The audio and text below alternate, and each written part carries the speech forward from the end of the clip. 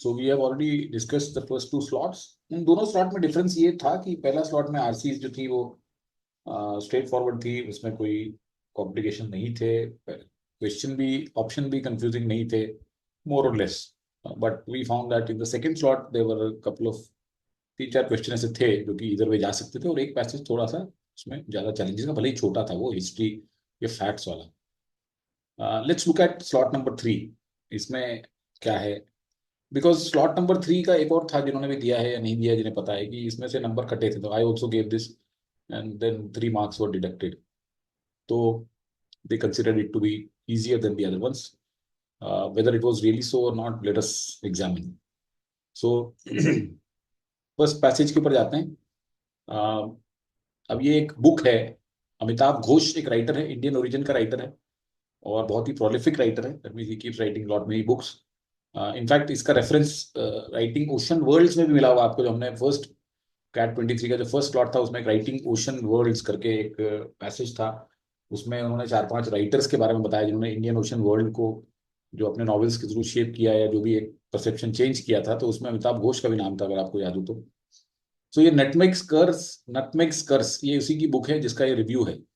The biggest challenge Nutmeg Curse throws down is the prevailing understanding of when the climate crisis started. Most of us have accepted that it started with the widespread use of coal in the beginning of the industrial age in 18th century and worsened with mass adoption of oil and natural gas in the 20th. तो generally क्या है हमारा सोचना है या prevailing understanding है कि climate crisis start हुआ जब हमने कोल और इससे फॉसिल फ्यूल को यूज करना शुरू कर दिया इंडस्ट्रियल एज में। And that is why we compare, जो हम बोलते हैं कि क्लाइमेट इसमें कि temperature should not exceed by 1.5 degree, तो प्री इंडस्ट्रियल एज, वो इसीलिए मान के चलते हैं कि इंडस्ट्रियल एज से क्लाइमेट चेंज स्टार्ट हो गई, और नेचुरल गैस और ऑयल 20th सेंचुरी में अडॉप्ट हुआ तो और वर्सन हो गया। Please put your thing on mute. Ghosh takes his history at least 3 centuries back at the start of European colonialism in the 15th century. He starts the book with a 1621 massacre by Dutch invaders determined to impose a monopoly on nutmeg cultivation and trade in Banda Islands in today's Indonesia. तो अमिताभ घोष ने अपनी किताब में लिखा है कि ये जो हम बात करते हैं क्लाइमेट चेंज की, तो ये क्लाइमेट चेंज जो हम बोल रहे हैं कि 18-19 सेंचुरी, ये तो 3 सेंचुरी पहले हुआ था, और जब यूरोपियन कॉलोनिज्म स्टार्ट हुआ था, तो उस टाइम पे उसने बताया कि जो डच इन्वेडर्स थे, ये 1621 में एक बांदा आइलैंड थे जो आज इंडोनेशिया में है, वहां पे चले गए थे। वहां पे एक नटमेग करके एक चीज होती है जिसके कल्टीवेशन, तो that was like considered to be a very premium thing. Nutmeg was a kind of a spice, and उसका कल्टीवेशन के लिए मोनोपोली लेने के लिए ये इन्होंने बांदा आइलैंड में अटैक कर दिया।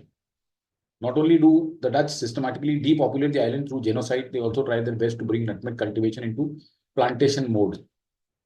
There are 2 points. These are the 2 points to which Bose returns to examples from around the world. One, however, how European colonists decimated not only indigenous population but also indigenous understanding of the relation between human and earth. Two, how this was an inversion not only of humans but of earth itself, and how this continues to the present day by looking at nature as a resource to exploit.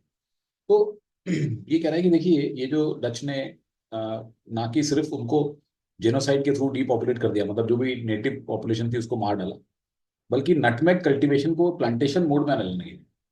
Plantation mode मतलब ये है कि आप उसको एक forced तरीके से उगा रहे हैं, not in a natural manner. तो ये इसने अब काफी सारे एग्जांपल्स बताए इसने, और उसने कहा है कि यूरोपियन कॉलोनिस्ट ने सिर्फ इंडिजिनस पॉपुलेशन को नहीं मारा, बल्कि हमारी अंडरस्टैंडिंग रिलेशन की जो होती है ह्यूमन और अर्थ को, उसको चेंज कर दिया। और this invasion was not only of humans but of earth itself, कि आपने एक तरह से अर्थ के ऊपर इन्वेड कर दिया और अर्थ को, नेचर को एक रिसोर्स माना एक्सप्लॉइट करने की। So there this paragraph is straight forward, इसमें कुछ इशू नहीं है ऐसा। We know that we are facing more frequent and more severe heat waves, storms, floods, droughts, wildfire due to climate change. We know our expansion through deforestation, dam building, canal cutting, in short, terraforming, the word Ghosh uses, has brought us repeated disasters. Are these the responses of an angry Gaia who has finally had enough? By using the word curse in the title, the author makes it clear he thinks so. I use the pronoun who knowingly, ये who इसके लिए, because Ghosh has quoted many non-European sources to inquire into the relationship between humans and the world around them, so that he can question the prevalent way of looking at Earth as an inert object to be exploited to the maximum.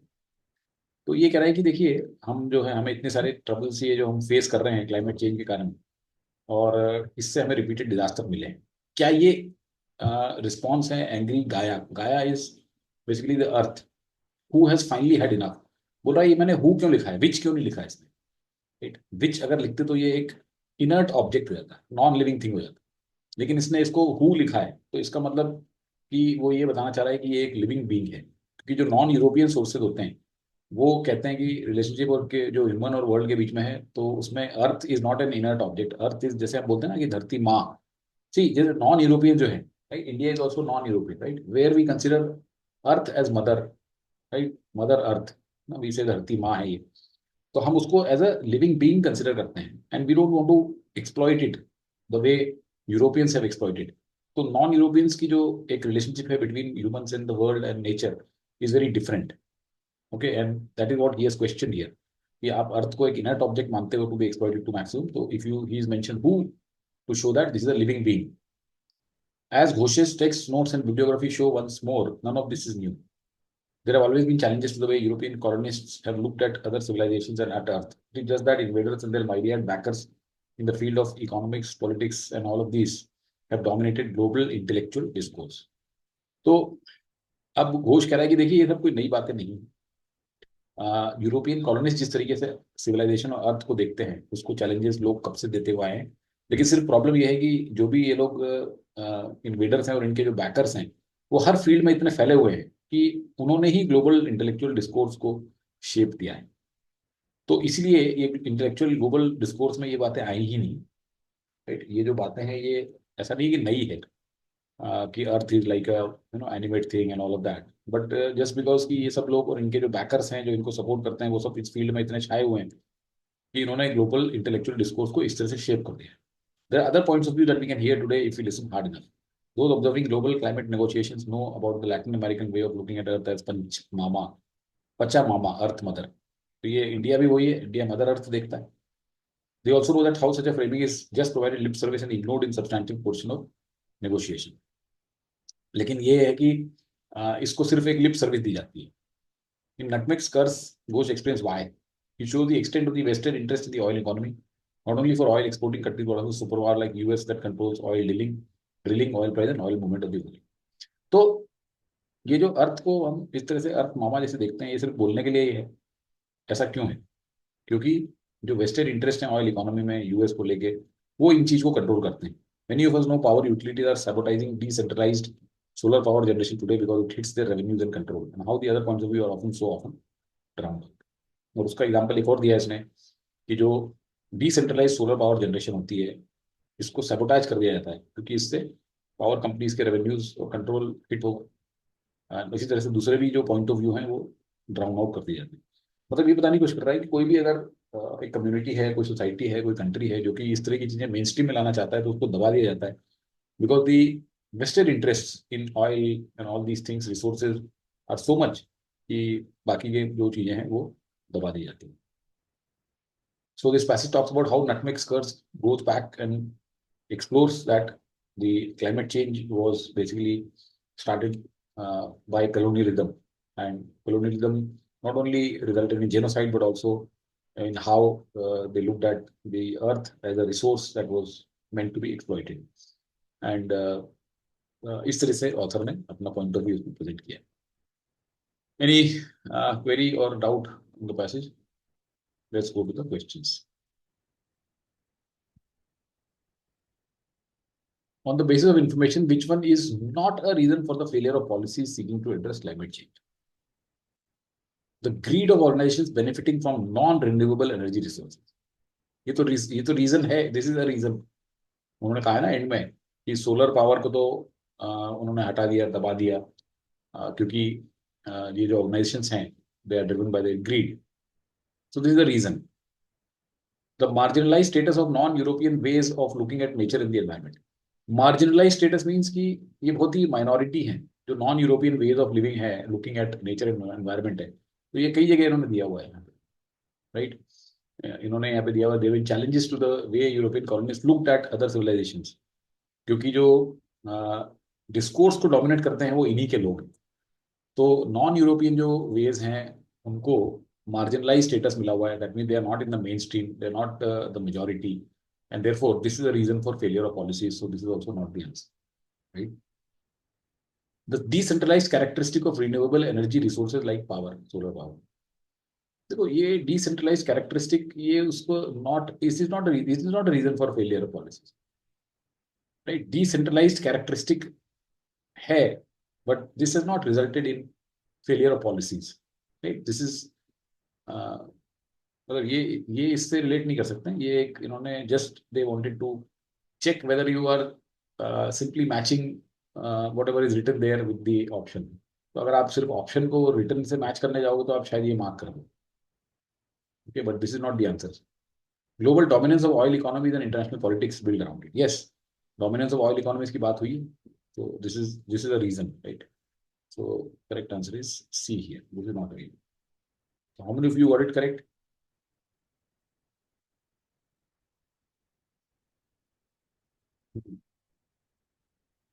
4-5 लोग ही थे, बाकियों का क्या हुआ? क्या mark कर दिया आपने? हम्म? स्टार्टिंग में नहीं किया था ये। अच्छा, किया ही नहीं है? अरे नहीं, तो बाद में तो बाकी किया होगा, कर दिया। बाद में तो करना हाँ, चाहिए। बाद में सही हो गया। हाँ तो बाद में, यार जब भी आपने किया तब सही हो गया तो फिर हाथ उठाओ ना। आई एम नॉट सेइंग कि फर्स्ट इंस्टेंस में हुआ था कि नहीं हुआ था, but okay you should sir. Be able to understand that why this was the answer, है ना? Why this was the answer, you should be able to understand. This was a fairly straight forward question if you ask me, इसमें कुछ इसमें complication नहीं था। Which of the following best explain the primary purpose of discussion of colonization of Banda Islands? Colonization of Banda Islands को discuss करने के लिए पीछे उसके प्राइमरी पर्पस क्या था? तो अगर हम बिना ऑप्शन देखे हुए जाएंगे तो यहाँ पे क्या लिखा हुआ है कि Ghosh takes this history at least 3 centuries back at the start of European colonialism. He starts with the book by this imposing this thing and Banda island. मतलब वो कहना चाह रहा है कि जो क्लाइमेट चेंज की बातें हैं ये अभी की रिसेंट नहीं है, ये पुरानी है, और इसका कलोनियलिज्म से काफी गहरा वास्ता है। That is what he is trying to suggest, right? तो ऐसा ऑप्शन ढूंढना पड़ेगा हमें to illustrate how systemic violence against colonised constituted the cornerstone of colonialism. देखो ये ऑप्शन जो है ये आपको कॉलोनियलिज्म के बारे में बता रहा है, ये कॉलोनियलिज्म का एक कॉर्नरस्टोन था, उसका एक बेसिस था। तो this is not what the passage is about. Systemic violence against the colonized constituted. This passage is more about how climate change was induced by colonialism, not what was the cornerstone of colonialism. So this is not a correct answer. To illustrate the first instance in history when the processes responsible for climate change were initiated. Some of you may have marked this. No, this is a good trap. We can keep it. To illustrate the role played by cultivation of certain crops in the plantation board in contribute. No, this is not to mention that nutmeg curse या nutmeg जो चीज थी उसके कारण climate change हुआ। No, that is not the point. Point here is colonialism के कारण start हुआ, तो दिस इज नॉट करेक्ट। ये दोनों ऑप्शन आराम से निकल गए, बचा ये चौथा और दूसरा, to illustrate how colonialism represented and perpetuated the mindset that has led to the climate change. तो अब सेकेंड ऑप्शन गलत है, we know that. Why it is wrong बताइए, why is second wrong? Sir वो कुछ ज्यादा ही नैरो है। ज्यादा ही नैरो है, ओके? यस देर, कॉलोनियलिज्म की तो बात ही नहीं करी उन्होंने उसमें। कलोनियलिज्म की बात नहीं करी उसमें, वेरी गुड। तो आप ये कहना चाह रहे हो कि उसने बांदा का कॉलोनाइजेशन इसलिए नहीं बताया कि सिर्फ उसको बताना था कि फर्स्ट इंस्टेंस है वो, है ना? वो इसलिए बताना था कि उसे कॉलोनियलिज्म को लाना था as a responsible force, that why this was the factor that led to climate change and this was shown through Banda islands example. तो करेक्ट, तो इसमें कॉलोनियलिज्म की कोई बात ही नहीं हुई है। और फर्स्ट इंस्टेंस भी है कि नहीं हमें पता है क्या कि this was the first instance takes this history at least 3 centuries back to the start of European colonialism, massacre to impose a monopoly. तो ठीक है, फर्स्ट इंस्टेंस बोल सकते हो उसको आप, लेकिन पॉइंट यहाँ पे ये है कि this was not the purpose. His purpose was to link colonialism with the climate change, and that was not getting done in second option, that was getting done in fourth option, इसलिए इसको हटाया। All of the following can be inferred from the reviewers discussion of the nutmeg scores except curse except academic discourses have always served the function of raising awareness about environmental preservation. Academic discourses हमेशा से environmental preservation की बात करते चले आए हैं, ऐसा कहाँ बोल रहा है भाई? ऐसा तो नहीं बोल रहा है कि अवेयरनेस क्रिएट करते चले आए हैं, राइट? बल्कि वो तो कह रहा है कि इसको छुपाते थे वो। इस तरह की बातें, वो जो there have been challenges to the way European colonists looked at other, and it is just that these invaders and their myriad backers have dominated global intellectual discourse. तो ये लोग शुरू से ऐसी आवाज उठाते हैं, ऐसा कहाँ बोल रहे हैं? This seems to be the answer. Environmental preservation policy makers can learn a lot from non-European and other pre-colonial societies. Yes, इससे काफी कुछ सीखने को मिलेगा, जो कि अर्थ को as a resource to exploit नहीं ट्रीट करते, बल्कि as a living being treat करते हैं. So this can be inferred. Contemporary dominant perception of nature and environment was put in place by the processes of colonialism. तो contemporary dominant perception कि nature और environment को हमको कैसे देखना चाहिए, ये कलोनियलिज्म से आया था. तो ये तो बता रहा है वो, राइट. ये यहाँ लिखा हुआ है, ये वाला जो यहाँ से मिलेगा आपको, नहीं यहाँ से. How this was an invasion not only of humans but of earth, and how this continues to the present day by looking at the nature as a resource to exploit.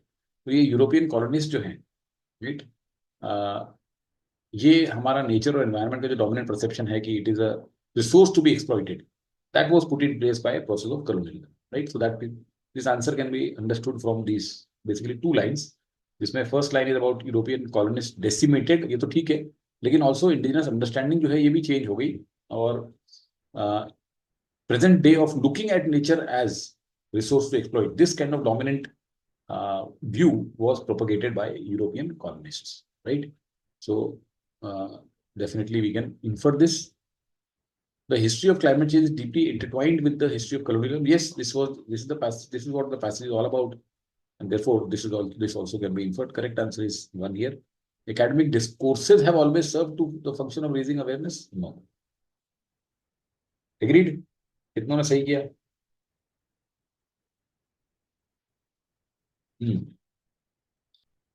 Okay, so I hope कि जिन्होंने नहीं किया, they realized कि क्या गड़बड़ कर दी. May be उन्होंने 1 mark कर दिया, 1 नहीं किया उन्होंने, शायद 3 कर दिया होगा. I don't know.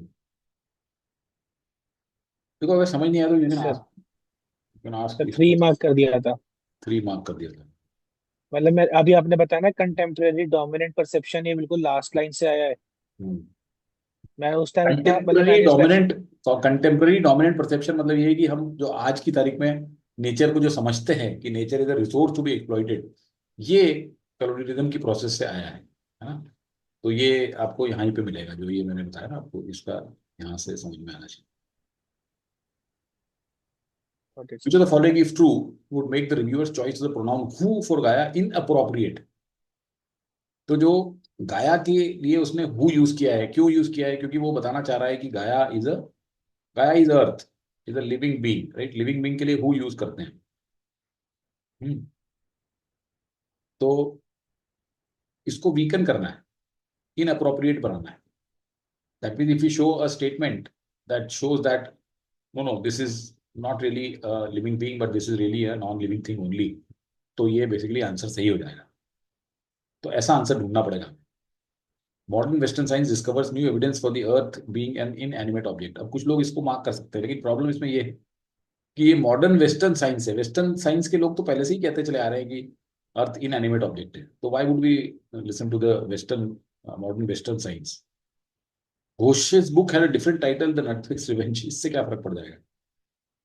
Non European societies have perceived the earth as a non living source. Yes, क्योंकि हम बोल रहे हैं कि नॉन यूरोपियन सोसाइटी जो है वो अर्थ को एज अ लिविंग बीइंग मानती है, मदर मानती है, इसलिए उसके लिए हु लगाया गया है. तो अगर वो बोले कि नहीं ये तो नॉन लिविंग है, तो फिर ये हु का मतलब नहीं है. फिर बेचारा अमिताभ घोष बोलेगा नहीं यार, फिर तो मैंने हु गलत लगा दिया है, क्योंकि यूरोपियंस तो कहते ही है कि नॉन लिविंग है, और नॉन यूरोपियंस भी कह रहे हैं कि नॉन लिविंग है.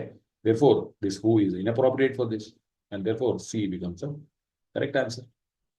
There is a direct cause effect relationship between human activities, से कोई सेंस नहीं है. तो इंटेलिजेंट है question. So this passage was okay, understood. Question थोड़े से मेरे ख्याल से ट्रिकियर थे, बट अगर पैसेज समझ में आया तो आपको फिर आ जाना चाहिए. यस जय. सर एक बार आप ऑप्शन ए का आइडिया एक बार फिर बताएंगे please. How did be eliminated? Okay, देखो पहले तो क्वेश्चन समझो आप, है ना. ये क्वेश्चन समझ में आना चाहिए हमें. आ, वो कह रहा है कि are these the responses of an angry Gaia who has finally had enough. Now ये जो हु है यहाँ पे, ये रिलेटिव प्रोनाउन है. ओके, रिलेटिव प्रोनाउन जो होते हैं, तो रिलेटिव प्रोनाउन अगर हम किसी इंसान के लिए यूज करते हैं, ठीक है, लिविंग के लिए यूज करते हैं तो हु लगाते हैं. और अगर हम किसी इन एनिमेट के लिए होते हैं तो विच लगाते हैं, राइट. तो जैसे Reliance Industries Limited which was founded by blah blah blah, तो ये हु नहीं लगाएंगे यहाँ पे, आप यहाँ पे हु नहीं लगाएंगे। लेकिन हम अगर अनंत अंबानी की बात करेंगे, Anant Ambani who got married to Radhika Merchant recently, उस केस में हु लगा देंगे। वो कह रहा है कि भाई तुमने हु क्यों लगाया यहाँ पे, हु इसलिए लगाया बिकॉज ये जो नॉन लिविंग, जो सॉरी नॉन यूरोपियन सोर्सेज हैं, ये इसको अर्थ को as a living being reflect कराते हैं, बोलते हैं, इसलिए इसने हु लगाया, अदरवाइज वो विच लगाया था। तो अब आपका क्वेश्चन ये है कि which of the following would make the reviewer's choice to pronoun who for Gaia inappropriate. तो अगर हम ये बता दें कि नहीं यार, ये जो अर्थ है ये तो नॉन लिविंग ही है, ठीक है, और उसको कौन बताए, जो जो लोग बोलते हैं कि लिविंग है वही बोल रहे हैं। मॉडर्न वेस्टर्न साइंस तो वैसे भी कहता है कि ये नॉन लिविंग है। ओके, मॉडर्न वेस्टर्न साइंस जो है, जो वेस्टर्न लोग हैं, यूरोपियन लोग हैं, वो तो वैसे ही उसको इनएनिमेट समझते हैं, तो वो अगर नई एविडेंस भी ले आए तो उससे क्या होगा। So this basically thing makes it wrong. लेकिन हाँ, नॉन यूरोपियन जो कि उसको जैसे इंडियंस लिखा होता है कि इंडियंस यार ने कह दिया कि नहीं यार ये अर्थ जो है ये कोई इधर उधर नहीं है, ये तो एक नॉन लिविंग थिंग, तो फिर इसका इनअप्रोप्रिएट हो जाएगा, right. I hope now it. मतलब हम इस ऑप्शन को यहाँ से एलिमिनेट भी कर सकते हैं जहाँ पे ये हु वाली बात गिवन है। हाँ, मतलब इसमें देखो समझने हैं आप, मतलब इसमें ऐसा नहीं है कि स्ट्रेट फॉरवर्ड वहां से आ जाएगा, आपको समझ में आना चाहिए कि पहले तो हु क्यों लगाया उसने, राइट। ये कोई ये चीज इससे समझ में आनी चाहिए कि हु क्यों लगाया उसने, और दूसरा हु लगाया तो हु को इनअप्रोप्रिएट कैसे बनाएंगे, राइट। तो ये गॉट चीज समझ में आनी गॉट इट चाहिए, सर। और ऑब्वियसली वहां तो जाना ही पड़ेगा आपको, मतलब ये देखोगे आप वहां से, लेकिन वो खाली वहां से जाने से, जैसे क्या होता है कि कुछ क्वेश्चन के आंसर आपको स्ट्रेट फॉरवर्ड यहाँ पे इनमें लाइन में चले गए तो वहां से मिल जाते हैं, इसमें ऐसा नहीं है, ये आपको समझना पड़ेगा। Okay, so questions were a little tricky, and that's what make it made it a little more difficult than this passage। तो easy था, लेकिन questions जो थे वो अगर हम देखें तो this was a easy question, right? This was also I would say easy to moderate, ये क्योंकि इसमें भी ये है, लेकिन हाँ ये दोनों क्वेश्चन जो है, ये क्वेश्चन थोड़े से डिफिकल्ट हो सकते हैं, ये तो फिर भी मॉडरेट टू डिफिकल्ट, ये क्वेश्चन थोड़ा डिफिकल्ट है। Alright, let's look at the next passage.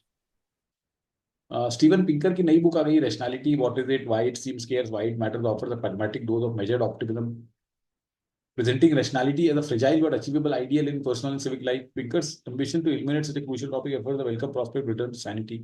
No small achievement to make formal logic, game theory, statistics based in reasoning, delightful topics full of charm and relevance. तो ये आदमी अब review कर रहा है इसकी स्टीवन पिंकर की बुक रैशनैलिटी को, और कह रहा है कि ये इससे हमें काफी एक ऑप्टिमिज्म मिला है, रैशनैलिटी को एक अच्छा फ्रेजाइल बट अचीवेबल आइडियल बताया गया है। रैशनैलिटी मीन्स लॉजिक से काम करना, कोई भी चीज जो है वो आप लॉजिक से अगर सोचोगे तो अचीव कर पाओगे, राइट। तो ये काफी इसने अच्छे तरीके से, author is really gung ho about this, कि उसने जिसने भी ये लिखा है कि उसको लगा है कि बुक बड़ी अच्छी है, उसने फॉर्मल लॉजिक गेम थ्योरी वगैरह बहुत बढ़िया उसको इंटरेस्टिंग मैनर में प्रेजेंट किया है। It is also plausible to believe that a wider application of rational tools he analyses would improve the world in important ways. His primer on statistics and scientific uncertainties, particularly timely, should be required reading before consuming any news about COVID pandemic. More broadly, he argued that less media coverage of shocking but vanishingly rare events, from shark attacks to adverse vaccine reactions, would help prevent dangerous overreactions, fatalism, and diversion of finite resources away from solvable but less dramatic issues like malnutrition and undernourished. तो ये कह रहा है कि ये rational tool जो है इसको हम अप्लाई करेंगे, राइट, तो इससे वर्ल्ड को कब इंप्रूव कर सकते हैं। और ये बहुत जरूरी है अगर हम कोई भी न्यूज़ पढ़ रहे हैं कोविड के बारे में, या कोई भी अगर मीडिया कवरेज देख रहे हैं जो कि शॉकिंग इवेंट्स का है लेकिन बहुत ही रेयर होती है, उसके बारे में अगर हम पढ़ते हैं तो हमारा माइंड डाइवर्ट हो जाता है और हम अननेसेसरी अपने रिसोर्सेज उस तरफ लगाते हैं जो कि हम बेटर प्रॉब्लम्स को सॉल्व करने में लगा सकते हैं। जैसे शार्क अटैक, अब शार्क अटैक होते कितने हैं, लेकिन अगर पेपर में हाईलाइट में आ गया तो लोगों का दिमाग शार्क अटैक पे चले जाता है। एडवर्स वैक्सीन रिएक्शन, एक आध एडवर्स वैक्सीन रिएक्शन हो गया तो लोग फिर उसी से कंज्यूम हो जाते हैं, राइट। तो ओवर रिएक्शन से बचेंगे अगर हम रैशनलिज्म के टूल लगा दें, तो हम ओवर रिएक्शन से बचेंगे और हमारे जो फाइनाइट रिसोर्सेज है इसको हम सॉल्वेबल इश्यूज में लगाएंगे, राइट। तो he saying that rationality use करने का ये एडवांटेज है। It is a reasonable critique, and Pinker is not the first to make it, but analyzing the political economy of journalism and its finding structures, ownership concentration, increasing reliance of social media shares, would give a fuller picture of why so much coverage is so misguided and what we might do about it. बोला ये कोई पहली बार नहीं है कि किसी ने इस तरह का रीजनेबल क्रिटिक बनाया है, लेकिन आजकल क्या है कि ये जो पॉलिटिकल इकोनॉमी हो गई जर्नलिज्म की, जर्नलिज्म के जो उनके फंडिंग स्ट्रक्चर है, उनकी ओनरशिप है, और सोशल मीडिया शेयर के ऊपर उनकी रिलायंस हो गई है, तो इससे ज़्यादा अच्छी पिक्चर मिलती हमें कि ये जो इतना कवरेज है क्यों इतना मिसगाइडेड है and what we might do about it.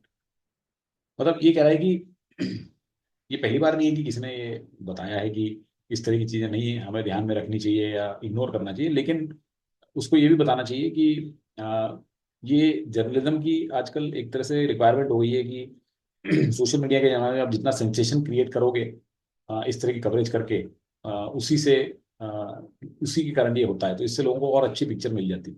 और हमें हमें क्या करना चाहिए, तो हमें ये सब सोशल मीडिया को अवॉइड करना चाहिए, शायद ये पता लग जाए। Pinker's main focus is a sort of conscious sequential reasoning that can track the steps in geometric proof or argument in formal logic. Skill in this domain maps directly onto having the application of many real world problems. Pinker shows how greater mastery of tools or rationality can improve decision making in medical, legal, financial, and other contexts in which we must act on uncertain and shifting information. तो इस तरह की reasoning से और कहाँ फायदे हो सकते हैं आपको, right? ये सब बताया है इसमें, काफी रियल वर्ल्ड प्रॉब्लम सॉल्व हो सकती हैं और इससे डिसीजन मेकिंग वगैरह इंप्रूव हो सकती है। This again is about how these tools can help you in all of these areas, right, which are solving many real world problems. तो यहाँ तक अगर हम रिकैप करें इस पैसेज को, तो यहाँ पे रेशनैलिटी की बात हो रही है कि अगर लॉजिक से हम सोचें तो कितने उसके बेनिफिट्स हैं और हम उससे काफ़ी सारे जो रियल वर्ल्ड के प्रॉब्लम्स हैं, इश्यूज हैं, उसको हम लगा सकते हैं। लेकिन उसके लिए हमें ये जरूरी है कि हम जो उल्टी सीधी टाइप की जो हरकतें नहीं, जो इस तरह की मीडिया में कवरेज होता है जिन चीज़ों का, जो कि रेयर इवेंट है, शॉकिंग है, लेकिन उनसे हम कैसे बचें so that our mind is not diverted from solving the real problems on which we must act. So rationality कैसे यूज की जाए, क्या किया जाए, ये इस 4 पैराग्राफ में बताइए। Despite the undeniable power of this sort of rationality, he describes many of the deepest insights in the history of science, math, science, music, and art strike their originators in the moment of epiphany. अब ये epiphany एक word आ गया, इसका मतलब होता है कि happening by chance। epiphany मतलब कि एक सडन कुछ आपके अंदर रेवलेशन आ गई, कुछ सडन रियलाइजेशन हो गया, कुछ सडन आपके अंदर जैसे एक, जिसको कहते हैं ना कि कुछ something struck you at some moment, right. तो मोमेंट्स ऑफ एपिफेनी मतलब ये होता है कि एक sudden moments of realization of something deeper and profound. तो वो जो होता है वो ऐसा कोई, मतलब उसके लिए कॉन्शियस एफर्ट नहीं चलेगा। मतलब आज आप बैठ के सोच रहे हो कि यार मेरे को कोई एपिफेनी क्यों नहीं आ रही, एपिफेनी क्यों नहीं आ रही, ऐसे नहीं आएगी वो। एपिफेनी ऐसे टाइम आ जाएगी आपको जब आप लीस्ट एक्सपेक्ट करोगे, कोई एक सडन डीप रियलाइजेशन हो जाएगा आपको। That is the moment of epiphany. तो ये कह रहा है कि रैशनैलिटी की जो पावर बताई गई है वो तो बहुत अच्छी है, ठीक है भाई, लेकिन जो हिस्ट्री और अगर अभी इन सब एरियाज की हिस्ट्री देखें तो जो बहुत डीप इंसाइट हमें मिले हैं वो उनके ओरिजिनेटर्स को ऐसा रैशनल थिंकिंग से नहीं बल्कि मोमेंट्स ऑफ एपिफेनी में मिले हैं। From the 19th century, chemist Frederick August discovery of structure of benzene to any of Mozart's symphonies, much extraordinary achievement is not a product of conscious sequential reasoning. तो उसने example दिए हैं कि ये जो स्ट्रक्चर ऑफ बेंजीन उसको जो समझ में आया, या मोजार्ट की जो सिम्फनीज हैं, ये कोई कॉन्शियस सीक्वेंशियल रीजनिंग के कारण नहीं आई है। Even Plato, Socrates, who anticipated many of Pinker's points by nearly 2,500 years, showing the virtue of knowing what you do not know and examining all premises and argument, not simply trusting speakers, authority or charisma, attributed many of his most profound insights to dreams and visions. Socrates जो था, जिसने कि काफी जो Pinker के point है वो 2500 साल पहले ही बता दिए थे, और उसने भी ये बताया कि आपको क्या फायदा होता है कि अगर आपको पता है कि you don't know all the premises in the arguments and you don't trust the speaker's authority or charisma, that means you don't get misled by any other extraneous factors in any arguments. उसने भी ये बताया है कि उसकी बहुत सारी profound insights dreams और visions में आई थी उसमें। मतलब here he is trying to suggest that Socrates जो था वो भी एक rational thinking में believe करता था, लेकिन उससे उस आदमी को भी अपनी बहुत सारी insights dreams और visions में आई थी, right? Conscious reasoning is helpful in sorting the wheat from the chaff, but it would be interesting to consider the hidden aquifers that make much of the grain grow in the first place. तो बोल रहा है कि conscious reasoning से ये जरूर फायदा होता है कि आपके दिमाग में अगर 5 आइडिया आए हैं तो उन 5 आइडिया में से 3 कौन से अच्छे हैं और 2 खराब कौन से हैं, ये आप सॉर्ट आउट कर दो, इसके लिए अच्छी है वो। लेकिन वो 5 आइडिया जहां से आए उसको देखना हमारा बड़ा इंटरेस्टिंग है कि वो हिडन एक्विफर्स में जो पानी की जो सोर्स हैं जहां से वो ग्रेन उगा, वो इंपॉर्टेंट है। So in this paragraph what the author is trying to suggest that, देखिए रैशनल थिंकिंग की अपनी दुनिया में एक जगह है, लेकिन हम ये नहीं कह सकते कि जितनी भी आज तक दुनिया में बढ़िया डिस्कवरी हुई हैं या कोई म्यूजिक आर्ट और ये सब मैथ्स में चीजें हुई हैं, ये एक सीक्वेंशियल रीजनिंग का रिजल्ट है, बल्कि ये मोमेंट्स ऑफ एपिफेनी में आए हैं। और इवन सोक्रेटिस जो था, जो कि एक रैशनल थिंकिंग का एक बहुत बड़ा प्रोपोनेंट था, और उसने भी उसको भी बहुत सारी चीजें अपने ड्रीम और विजन में आई थी।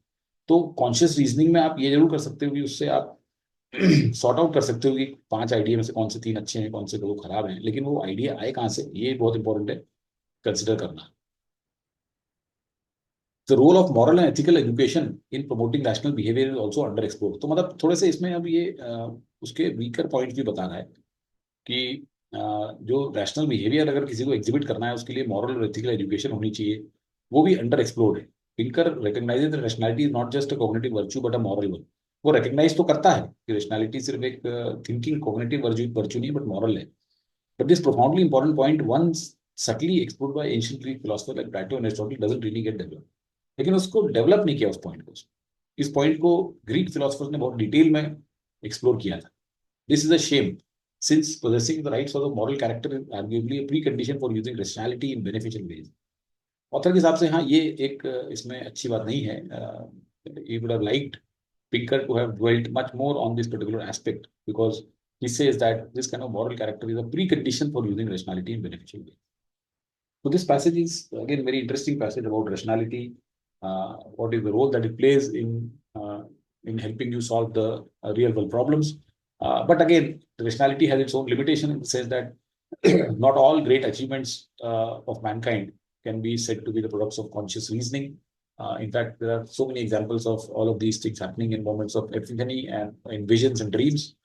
And also one more kind of, you can say, criticism नहीं बोल सकते, but a point that highlighted is that ethical जो चीजें चाहिए आपको रैशनल माइंड को डेवलप करने के लिए, रैशनल बिहेवियर को, वो थोड़ी अंडर एक्सप्लोर्ड है।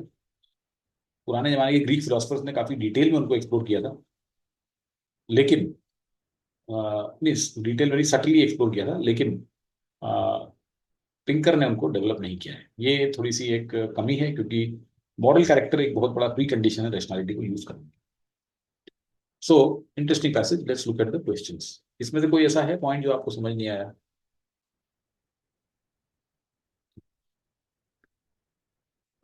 Author refers to ancient Greek philosophers. तो अब इसमें क्वेश्चन में जाने के पहले सोच लो कि एंशियंट ग्रीक फिलोसफर्स को उसने कहाँ पे मेंशन किया है। तो उसने ग्रीक फिलोसफर्स को उसने एंड में यहाँ पे मेंशन किया है। उसने ये कहा है कि इन्होंने जो मॉरल एथिकल पॉइंट्स हैं उनको डेवलप किया था, लेकिन इसने नहीं किया है। Indicate the various similarities between their thinking and Pinker's conclusions. नहीं, इन्होंने ये नहीं कहा है कि इनके अंदर सिमिलैरिटीज थी इनकी थिंकिंग में। वो उसने ऊपर कहा था प्लेटो के सोक्रेटिस के लिए, राइट, कि who anticipated many of the Pinker's points and blah blah. But this is not what he meant. यहाँ पे इसमें एंशियंट ग्रीक फिलोसफर जो है वो यहाँ पे दिया है इसने, तो इसलिए हमें यहीं पे ढूंढना पड़ेगा इसका आंसर, ऊपर नहीं जा सकते हम, इसलिए ये गलत है। Reveal gaps in Pinker's discussion of importance of ethical considerations in rational behaviour. Yes, उसने कहा है कि देखिए जो ग्रीक फिलोसफर थे उन्होंने ये अपने उसमें डेवलप किया था, इन चीज़ों को डिस्कस किया था, लेकिन इसकी किताब में ये गैप्स है। So this looks to be okay. Show how dreams and vision have for centuries influence, no not at all. Highlight the influence of their thinking on development, again गलत आंसर है। करेक्ट आंसर सेकंड है इसमें, क्योंकि हमें अपने आप को restrict करना है जहाँ पे एंशियंट ग्रीक फिलोसफर लिखा हुआ है, और वो एंशियंट ग्रीक फिलोसफर्स लिखा हुआ है यहाँ पे, तो आपका आंसर यहीं से निकलेगा। और ये पर्टिकुलर पैराग्राफ डिवोटेड है एथिकल चीजों के ऊपर, तो आपका आंसर यहीं से निकलेगा और कहीं से नहीं निकल सकता। यस प्रखर बोलिए। सर पेनल्टीमेट पैरा में भी तो लिख रखा है, क्या लिख, इवन प्लेटोस और सोक्रेटिस, वहां भी तो मेंशन है ना क्या? प्लेटो का, जैसे लास्ट पैरा में प्लेटो का मेंशन है, एक मिनट, प्लेटो का थर्ड लाइन सॉक्रेटिस में। है। एक मिनट रुको तो सही मेरे भाई। देखो, ये गलती आप करते हो, ऐसी गलती नहीं करनी। क्यों नहीं करनी है? पहली बात तो यहाँ पे लिखा हुआ है प्लेटो सोक्रेटिस, तो यहाँ पे क्या लिखा हुआ है उसने कि ये एरिस्टोटल फिलोसफर है। ठीक है, आपको पता है, मुझे पता है, सबको पता है ये ग्रीक फिलोसफर है। नाउ ये क्या है, ग्रीक फिलोसफर है कि ये फिलोसफर्स है? ये बताइए। Is he one single philosopher और इज ही फिलोसफर्स? पहले टेल बताइए मेरे को। Single philosopher. Single philosopher. आपका क्वेश्चन क्या बोलता है आपको? Ancient Greek philosophers. Ancient Greek philosophers as a category कहाँ बताया गया है? वो तो यही बताया गया है। तो आप इधर उधर क्यों भटक रहे हो? देखो, ये जो बाकी के ऑप्शन है वो इसलिए भटकाने के लिए दी गए आपको, है ना, क्योंकि अगर भटक गए तो फिर आप ए भी मार्क कर दोगे, इंडिकेट द वेरियस सिमिलैरिटीज। क्योंकि सोक्रेटिस तो एग्री करता है, सोक्रेटिस तो कहता ही है कि रैशनल थिंकिंग है बहुत अच्छी चीज है। राइट। फिर आप ये सर भी ए बोलो, ही मार्क कर दिया है। नहीं तो करोगे ना आप, ये तो डिजाइन ही है, मतलब ये क्वेश्चन जो है इसको देख के ही कोई बोल सकता है कि आपको भटकाने के लिए एक ऑप्शन ए बनाया गया है। That is precisely what trap that he had set and that you fell into it, which is what we should avoid. Exactly. मतलब देखो, आप ब्यूटी देखो उसकी क्वेश्चन की और ऑप्शन की, कि वो आपको भटकाने के लिए बनाया गया था और आप भटक गए उसमें, इजंट इट। आपने ये वाला क्यों नहीं सोचा, बताइए। जो आपने समझो इसको मार्क कर दिया, या मतलब आप इसको मार्क करने चले, तो at that moment why did not strike you कि यार ये एथिकल, उसके अंदर गैप्स उसने हाईलाइट किया है एंड में, और पूरे पैराग्राफ में, पूरा उसने एक पैराग्राफ डिवोट किया है छोटा सा यहाँ पे उसके ऊपर, और उसमें एथिकल, उसमें एंशियंट ग्रीक फिलोसफर की भी बात हुई है। तो why not this, why did you not evaluate, और did you evaluate this and then root this out, बताइए। सर एक्चुअली मैंने जब सेकंड वाला ऑप्शन पढ़ रहा था तो मुझे रिवील जो गैप्स वाला लिखा हुआ है ना, रिवील गैप्स, मुझे गैप्स बहुत ज्यादा हार्श वर्ड लग रहा था। मुझे लग रहा था कि उसने एक कमी बताई है, बट ऐसा हाल अब मैं समझ आ गया सर आपको समझाने के बाद। उस समय नहीं लग रहा था। देखो और उस यार, समय मैंने एक सर एक एक सेकंड एक एक मिनट, एक मिनट देखो, सेकंड आप लास्ट आप पैरा अपने देख लिया। मन से जो है ना, कि ये बहुत ही एक्सट्रीम है ऐसा मत सोचो। उसने यहाँ पे देखो, आप कितना कितने इसको हार्श हार्श तो नहीं बोलूंगा, लेकिन कितना स्ट्रेस करके बताया। The role of moral education is also under explored, ठीक है। Pinker recognizes it is not just a cognitive virtue but a moral virtue. But this profoundly important point doesn't really get developed. This is a shame since possessing the right sort of moral character is arguably, तो strong word से बोला उसने यार कि इससे बहुत बड़ा gap है ये, तो इसकी उसमें he's kind of substantiated with whatever words he used, तो हम इसमें ये नहीं कह सकते कि ये बहुत ये हो गया, राइट। ओके। यस सर, मैंने सर गलती वही कर दी ना कि मैंने हाँ जो मतलब मेन मेन जो देखने लग गया वो पेनल्टीमेट पैरा देखने लग गया ज्यादातर। इस नहीं, चक्कर में मुझे देखो उसने समझ ऐसा तो गया। यहाँ पे लिखा ही नहीं है कि कहीं भी पैरा की बात, उसने सिर्फ एंशियंट ग्रीक फिलोसफर्स लिख दिया, और उसे पता था कि ऊपर जो उसने सोक्रेटिस लिखा हुआ है लोग उसके ऊपर जाएंगे, और उसीलिए उसने ए ऑप्शन बनाया। आप उसके उसको अपने आप को उसके शूज में प्लेस करके देखो जिसने बनाया ये, राइट। और बल्कि इसमें ये भी हो सकता है कि ये क्यों नहीं हुआ फिर, show how dreams and visions influence subconscious behaviour and path breaking invention, ये भी हम कर सकते हैं फिर तो इन्फर, क्योंकि इसने सोक्रेटिस का एग्जांपल दिया है कि सोक्रेटिस के most of his profound insights he attributed to dreams and visions. तो ऐसे तो फिर हम सी भी कर सकते हैं, इजंट इट। और हाईलाइट सर द आ गया इन्फ्लुएंस, सर। और फिर डी भी कर सकते हैं कि highlight the influence of the thinking on development of Pinker's arguments. क्यों, ये बोल रहा है ना कि even Plato's who anticipated many of Pinker's points showing the virtue of this, तो इसलिए फिर ऐसे तो हम सारे ही कर सकते हैं, अगर अगर हम ऊपर चले गए, राइट। तो इस तरीके से सोचना है हमें। ओके। सी जो कह रहे हैं ये अभी somebody has asked me कि सी क्यों नहीं, तो सी में भी वही है ना कि आप कहाँ देख रहे हो यार। मैंने आपको अभी ये इतनी देर से मैं ये तो समझा रहा हूँ कि आपको देखना ही है लास्ट पैराग्राफ में, आप ऊपर क्यों देख रहे हो। ऊपर देखोगे तो फिर आपको ये भी सही लगेगा, ये भी सही लगेगा, ये भी सही लगेगा। चलो, let's move to the next question. The author mentions Kekule discovery of the structure of benzene and Mozart symphonies to illustrate the point that केक्यूल की डिस्कवरी ऑफ बेंजीन और क्यों दिखाई गई है, इसको हम बिना ऑप्शन देखे ही बता देते हैं, मतलब फिर आपको वैसा ऑप्शन मिल जाएगा। इसने ये बताने की कोशिश की है ना कि जो भी डिस्कवरीज हुई हैं वो जरूरी नहीं रैशनल थिंकिंग से हुई, there have been there because of the moments of epiphany, right. जो एक सडन इंस्पिरेशन आ गई आपको कहीं से। तो great innovations across various fields can stem from flashes of intuition and are not always propelled by logical thinking. Beautiful option you get in the first instance itself, isn't it? Unlike the sciences, they are a mix of human logical reasoning. ऐसा नहीं बोल रहा है ये unlike the sciences किसी दूसरी field में, वो तो ये कह रहा है ना कि सारी ही, चाहे साइंस, चाहे मैथ्स, चाहे म्यूजिक या आर्ट हो, सभी फील्ड्स में जो आपकी डिस्कवरीज हुई हैं वो जरूरी नहीं है कि रैशनैलिटी से ही हुई हो, वो एपिफेनी से भी हुई है, राइट। मेनी ऑफ दीज, तो ही इज नॉट सेइंग कि साइंस में अलग है और ह्यूमन अचीवमेंट अलग से अदर फील्ड में।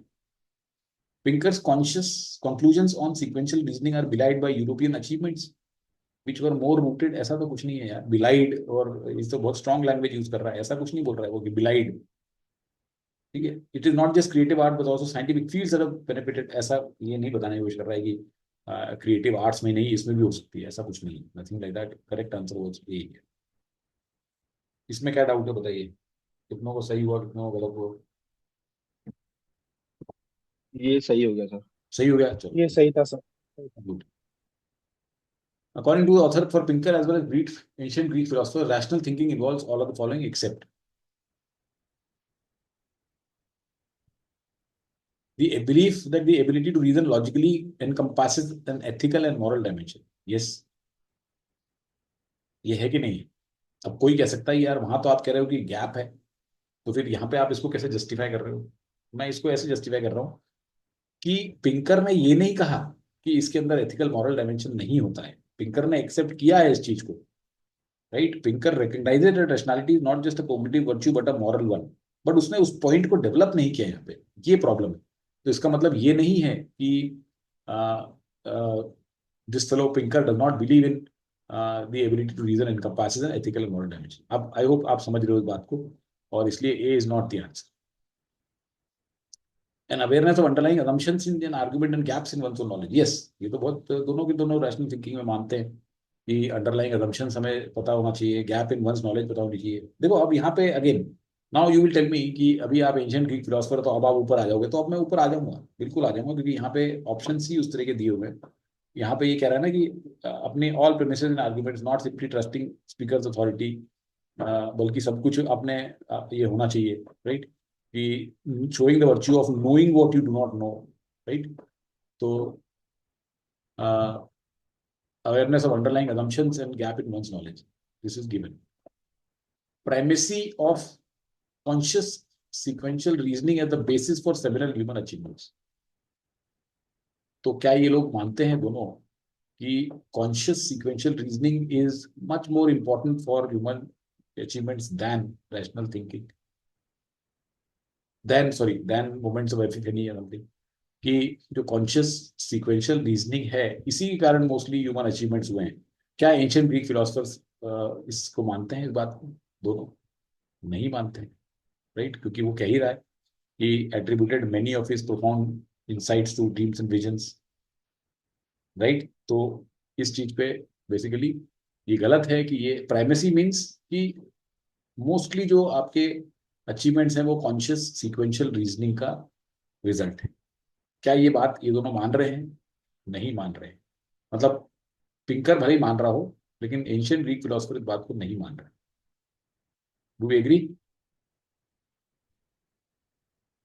Arriving at independent conclusion irrespective of who is presenting answer, ये तो दोनों लोग मान रहे हैं। यहाँ पे लिखा हुआ है इसमें कि not simply trusting speakers authority और कैरिज्मा। दैट मीन्स अगर आपको कौन बोल रहा है वो बात, that is not important, but क्या बोल रहा है that is important. You don't go by what the personality who is trying to tell you something. So this is definitely something which they will agree. So C is the right answer. ठीक है, आया समझ में?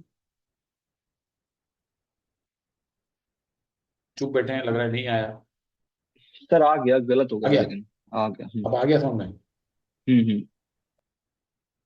Author endorses Pinker's views on importance of logical reasoning as it is, as it equips people with the ability to tackle challenging practical problems. Yes, ये तो कह रहा है। Focuses public attention on real issues like development rather than sensational events. इन दो में confusion होना बहुत logical है। Providing a moral compass for resolving ethical dilemma. No, this is totally wrong.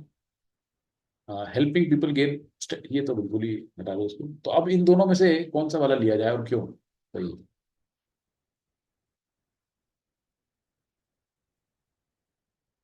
Focuses public attention on real issues like development और equips people, तो क्या बताया गया है यहाँ पे? देखिए आप,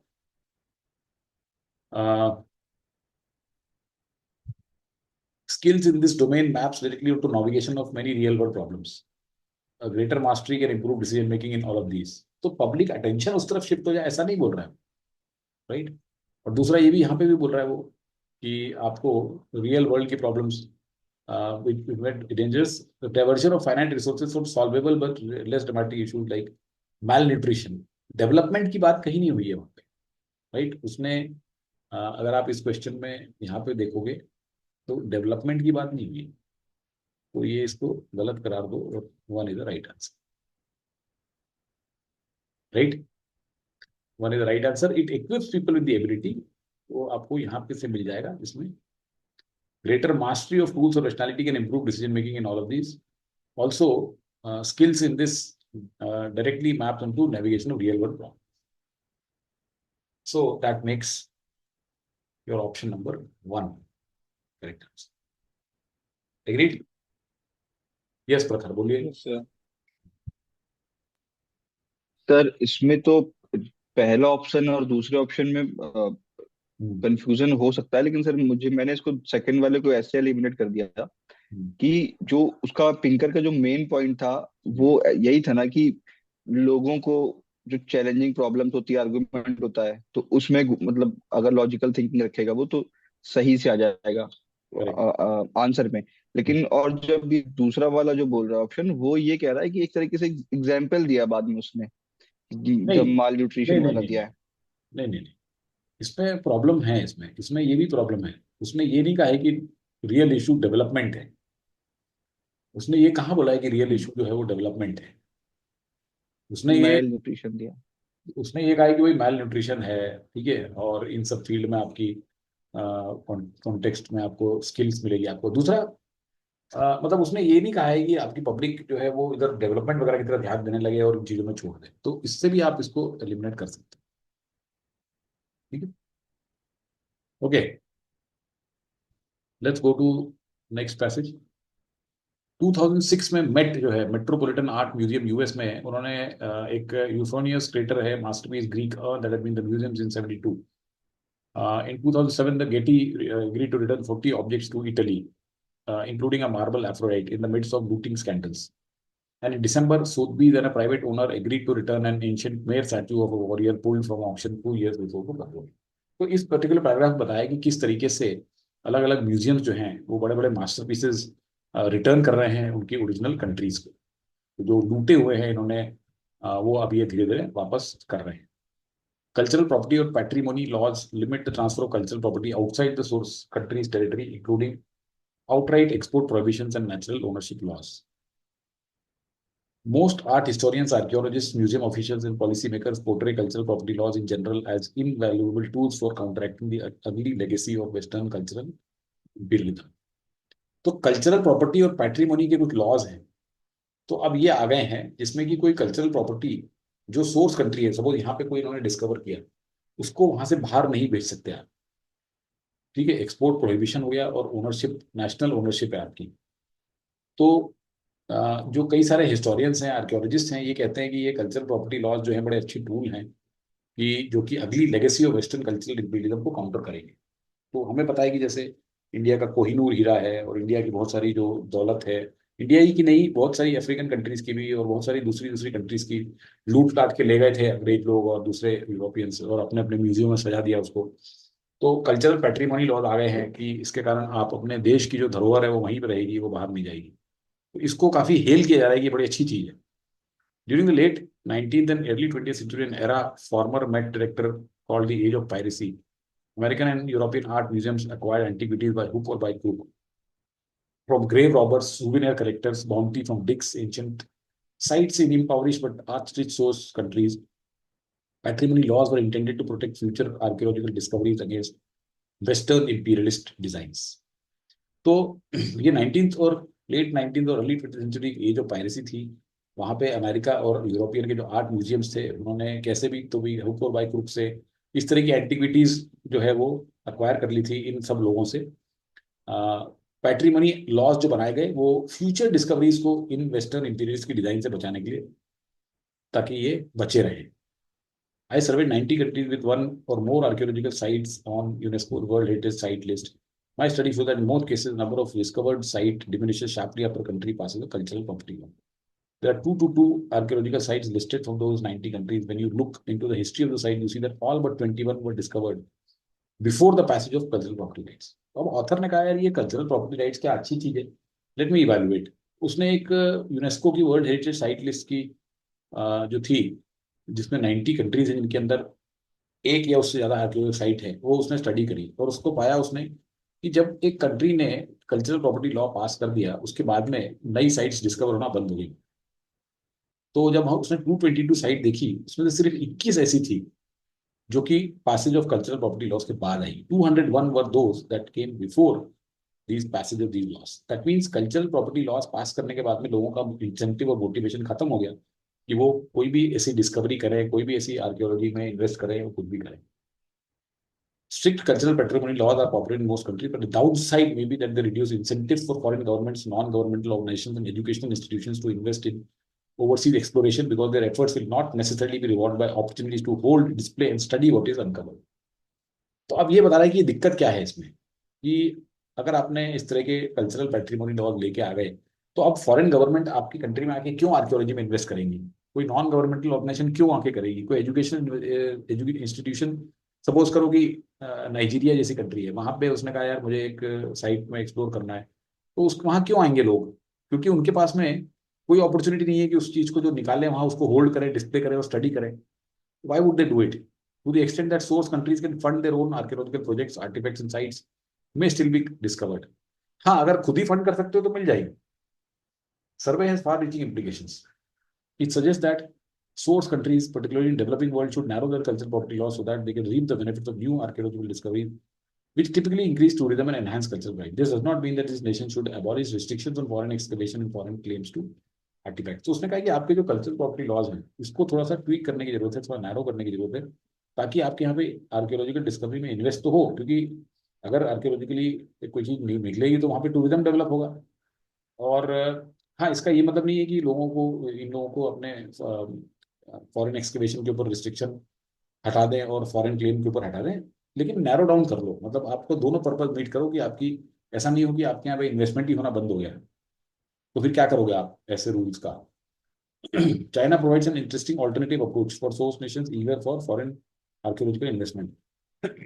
Sorry, from 1935 to 2003, China had a restrictive cultural property law that prohibited foreign ownership of Chinese cultural artifacts. In those years, China's most significant archaeological discovery occurred by chance in 1974, when peasant farmers accidentally uncovered ranks of buried terracotta warriors, which are part of all of this. तो China ने एक alternative source बताया, एक approach बताई है जिन nation को foreign archaeological investment खींचना है. तो ये कह रहा है 1935 से 2003 तक चाइना में एक रिस्ट्रिक्टिव पॉलिसी थी, और उसके कारण सिर्फ एक ही वहां पे डिस्कवरी हुई थी, वो भी 1974 में हुई थी. लेकिन 2003 में उन्होंने अपना लॉज चेंज कर दिए और कोलैबोरेटिव इंटरनेशनल आर्कियोलॉजिकल रिसर्च को एम्ब्रेस किया. उसके बाद तब तक 11 अभी तक साइट्स निकल चुकी है, including 8 in 2013, most ever for China. So the passage talks about how to prevent a repeat of what happened in late 19th century and early 20th century. Countries have passed cultural patrimony laws which prohibit the export or even display of any kind of objects, that is artifact that is uncovered in any, discovered in any site. Because of that, the foreign investment in any country which needs this has stopped or almost reduced to a great extent. तो author is suggesting that यहाँ पे आपको जो अपने cultural पैट्रिमोनी laws हैं उसको थोड़ा सा नैरो डाउन करना पड़ेगा अगर आपको फॉरेन इन्वेस्टमेंट लाना है. तो चाइना का एग्जांपल लिया गया है कि चाइना जो 1935 से 2003 तक बहुत रिस्ट्रिक्टिव था, तो सिर्फ एक ही साइट अनकवर हुई थी वहाँ पे, लेकिन जब से 2003 में उसने कोलैबोरेटिव इंटरनेशनल आर्कियोलॉजिकल रिसर्च को एम्ब्रेस किया है, तब से 11 साइट्स मिल चुकी. Right, so this was I think easier passage to understand than rest of maybe. Let's look at the questions here. From the passage, we can infer that author is likely to advise poor but archaeologically rich source countries to do all of the following except. तो जो लोग, जो countries poor हैं लेकिन वहाँ पे potential है archaeological sites की अनकवरी का, उन्हें क्या करना चाहिए? To find ways to motivate other countries to finance archaeological explorations in that country. करना चाहिए यार, आपको दूसरी कंट्रीज को कैसे मोटिवेट करें, ये तो करना चाहिए उनको. Allow foreign country to analyse and exhibit the archaeological finds made in the country. ये भी करना चाहिए उसको कि आप, क्योंकि वो बोल रहा है ना कि प्रॉब्लम क्या होती है कि जो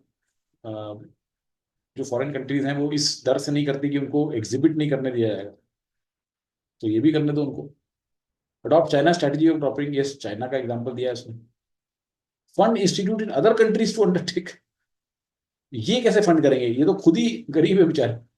तो ये तो मतलब लॉजिक ही डिफीट हो गया कि आपकी खुद की जेब में पैसा नहीं हो रहा, आप दूसरों को लोन दे रहे हो, ये कैसे हो सकता है?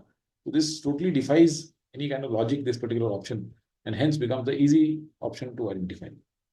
Agreed? यस प्रखर।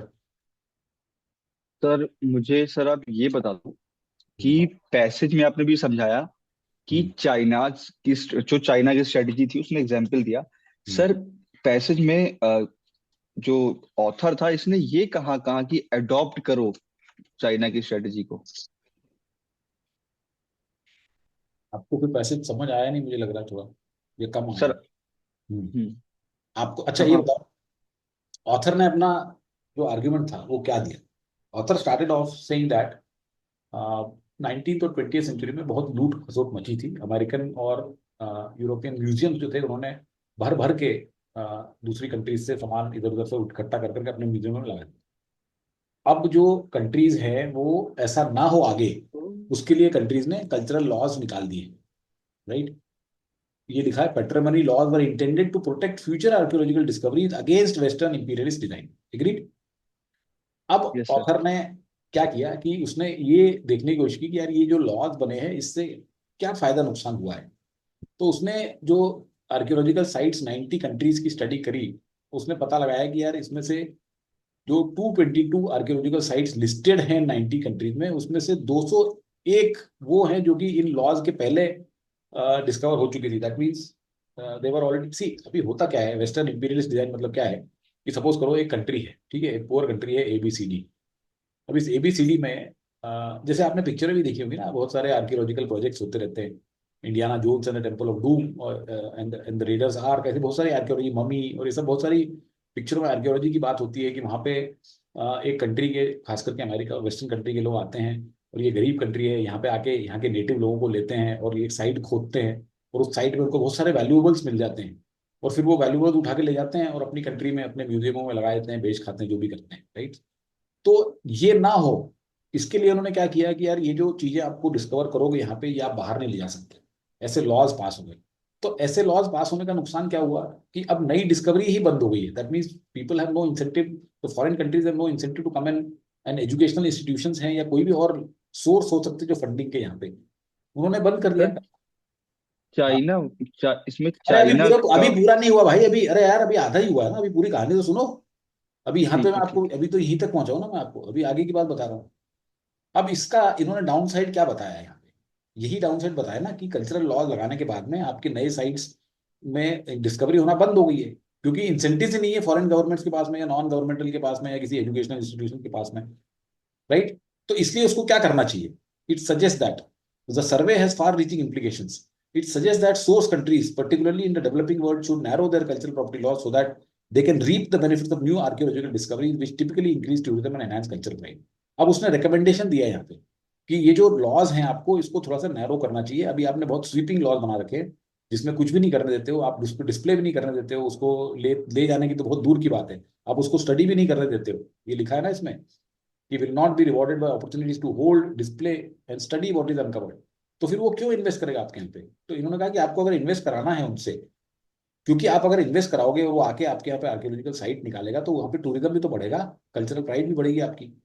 तो इन लोगों को नैरो कर देना चाहिए। तो China provides an interesting alternative approach for source Nations eager for foreign investment. तो ये क्या बोल रहा है कि चाइना ने क्या किया? चाइना ने एक फॉरेन इन्वेस्टमेंट लाने के लिए बहुत बढ़िया काम किया, ऑल्टरनेटिव अप्रोच नहीं। तो that means what he is recommending it, और what else is he doing?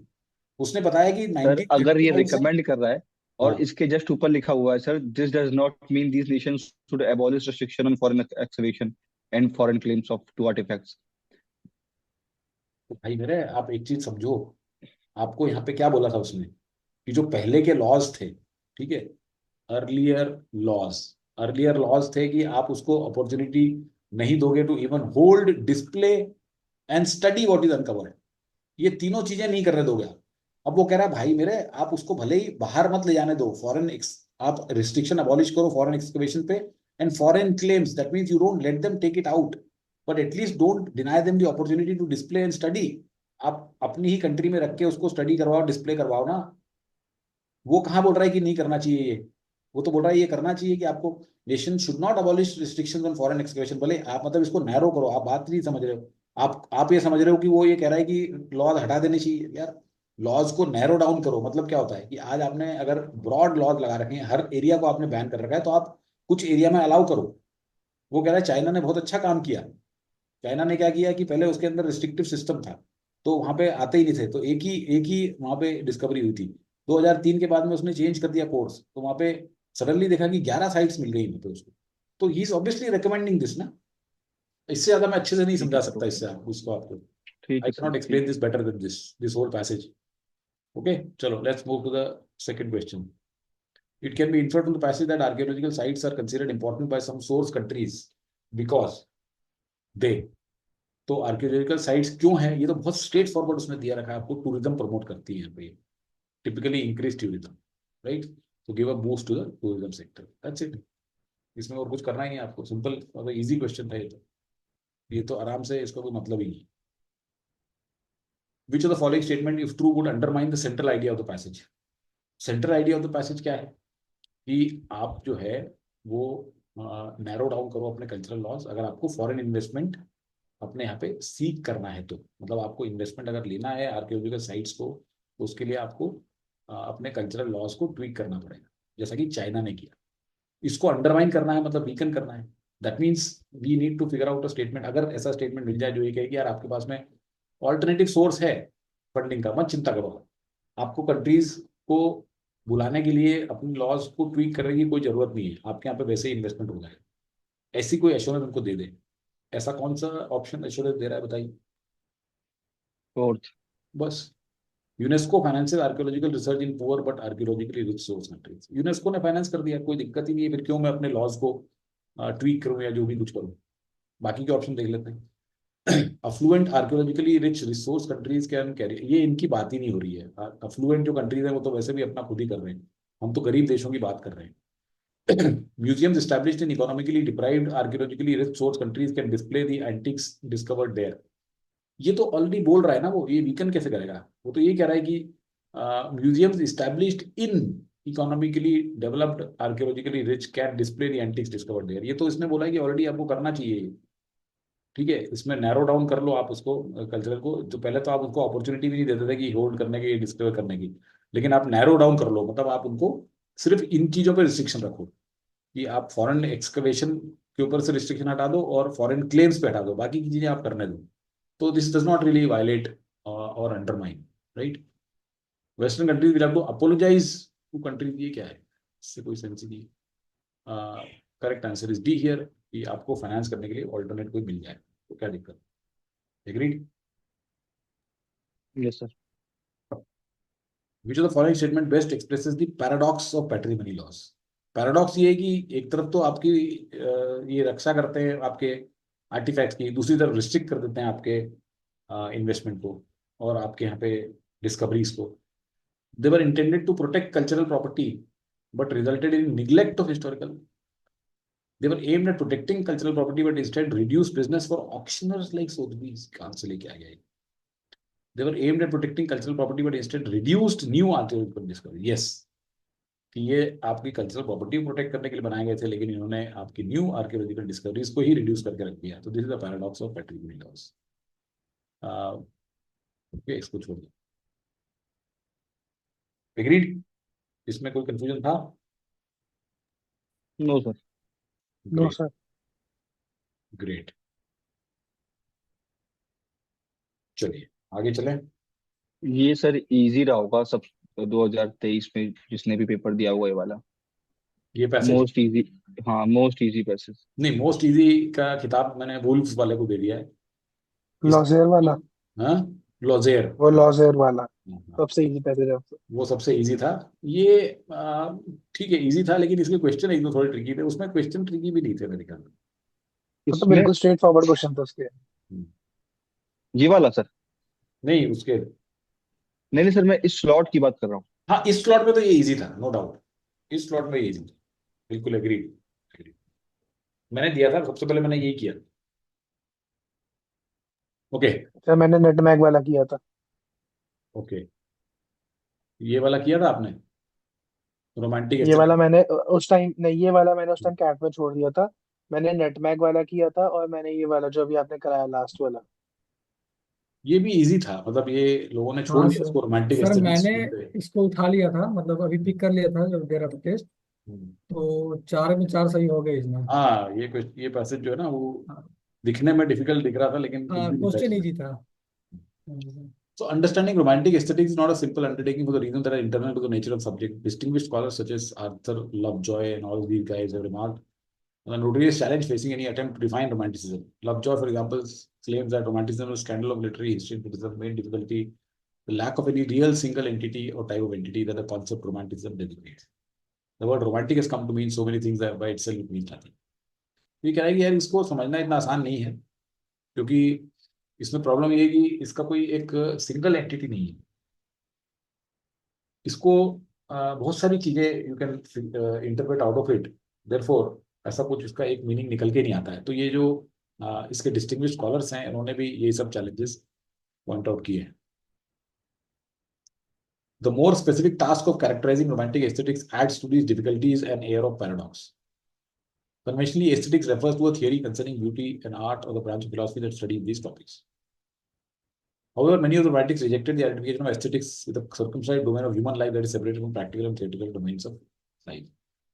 तो अब रोमांटिक एस्थेटिक्स को कैरेक्टराइज कैसे किया जाए, तो इससे भी काफी एक पैराडॉक्स आ जाता है, क्योंकि एस्थेटिक्स जो है कन्वेंशनली वो ब्यूटी से रिलेटेड है, राइट, जो कि ब्यूटी और आर्ट से डील करता हूँ, ऐसी ब्रांच ऑफ फिलोसफी है। लेकिन बहुत सारे रोमांटिक्स ने इस चीज को रिजेक्ट कर दिया कि आप एक उसमें बहुत ही limited circumscribed means limited domain of human life को आप ले रहे हो, मतलब जो कि सिर्फ ब्यूटी और आर्ट से कंसर्न हो, राइट, जो कि एक इंसान की प्रैक्टिकल और थ्योरेटिकल डोमेन से काफी सेपरेटेड है। This is a challenge.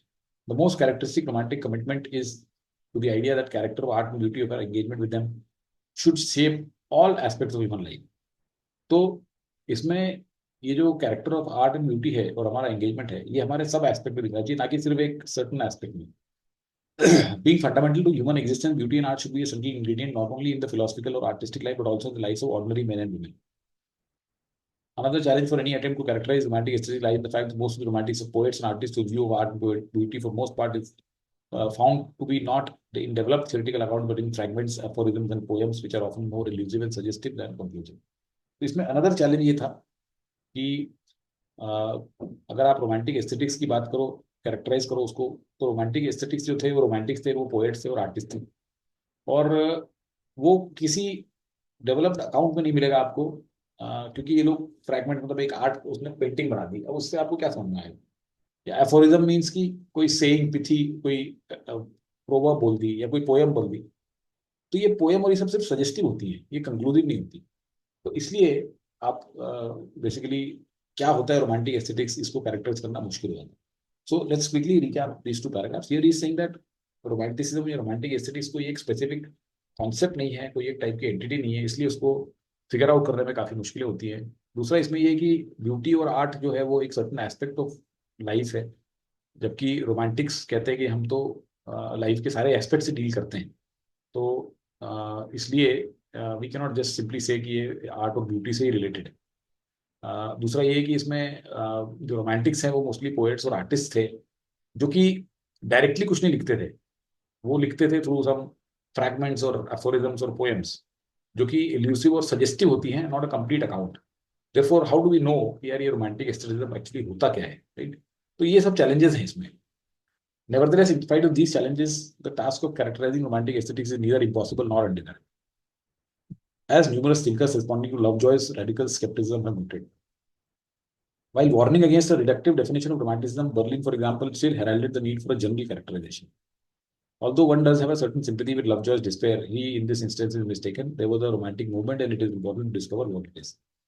वो कह रहा है कि भाई देखिए, ये सब है चैलेंजेस, लेकिन फिर भी रोमांटिक एस्थेटिक्स को कैरेक्टराइज करना इम्पॉसिबल भी नहीं है, अनडिजायरेबल नहीं है। कई लोगों ने कहा है ये, और उन्होंने कहा कि देखो हमें बहुत रिडक्टिव डेफिनेशन में, बहुत रिस्ट्रिक्टिव डेफिनेशन नहीं बनानी चाहिए। इसाया बर्लिन जो है, इन्होंने कहा कि हमें एक जनरल कैरेक्टराइजेशन बनाना चाहिए। एक रोमांटिक मूवमेंट था, और वो क्या है ये डिस्कवर करना बहुत इंपॉर्टेंट है। Recent attempts to characterize romanticism and to stress its contemporary relevance follows this path. Instead of overlooking the undeniable differences between variety of romanticisms of different nations that Lovejoy had addressed, such studies attempt to characterize romanticism not in terms of a single definition of specific time, specific, but in terms of particular philosophical question and concept.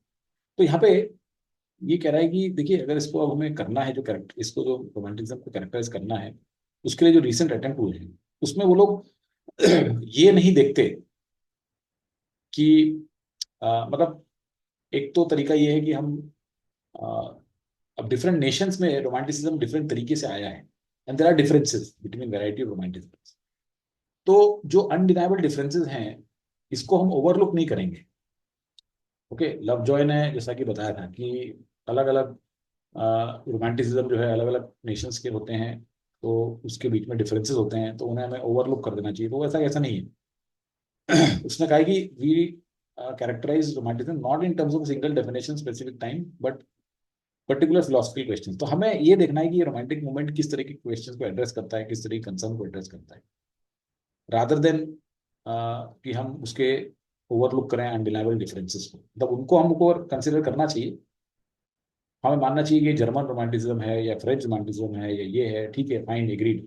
But in सब romanticism से क्या particular philosophical question address किए जा रहे हैं वो देखना चाहिए। That is how we will be able to show what this movement is all about. While the German, British, and French romantics are all considered the central protagonists in the following are the general romantics. Two reasons explain this focus. German को central माना गया है. First, because it has paved the way for other romanticism. German romanticism is the pride of place among the different national romanticism.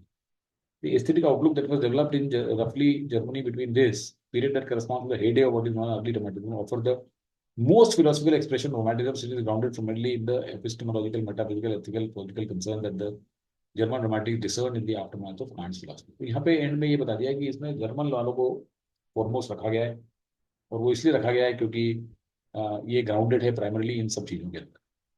So this passage talks about what is the difficulty in trying to characterize romanticism because of there is no single entity, number one. Number two, इसको बोला जाता है कि beauty और art से concern है, that means only a specific domain, whereas जो romantic commitment है वो पूरा हमारे सारे एस्पेक्ट से है।